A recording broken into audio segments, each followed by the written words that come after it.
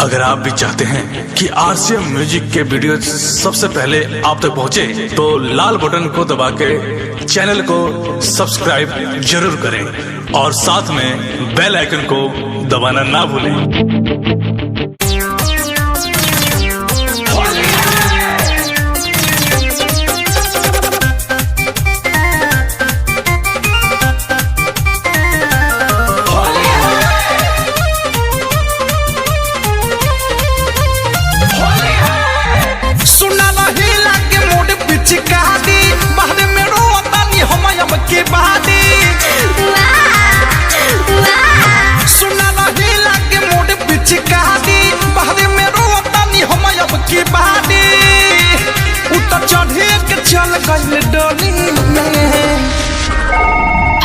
Hello पापा, पाए लगी हमके बाहर से बुलाई लो पापा, नहीं तो हमरे पिचकारी में भूरी लग जाए तो पापा। पापा पापा हो माला के याद आवे होली में, पापा हो माला के याद आवे होली में। पापा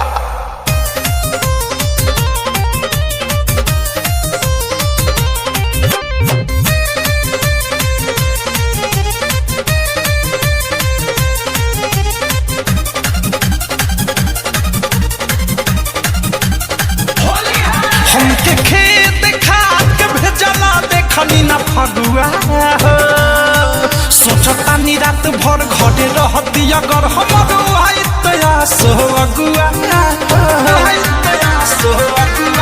हमके खेत खाद के भेजला देखनी ना फगुआ हो, सोचता नी रात भर घरे रहती अगर हमरो आई तया सो अगुआ। मन कोडे भाग जाई ओकरे हम भिरिया, गली में ओकरा लगावे ला बिरिया, मजा लुटते हम लाइकन के टहली में। बाबा दादा दादा, हेलो पापा, कहने की हमार सदिया करा दो पापा। दादा दादा पापा, अब के ओले सुख ले मिलो पापा।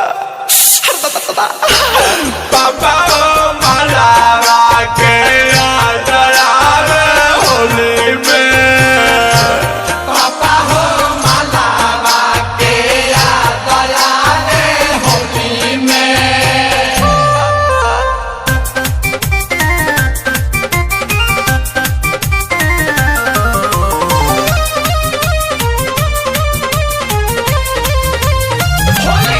ओकरा याद में पिचकारी पकड़ के रोवतानी, जब से भइल बाटे दूरी बाटे हमर मजबूरी, हम पूरा हम कह ढोवतानी।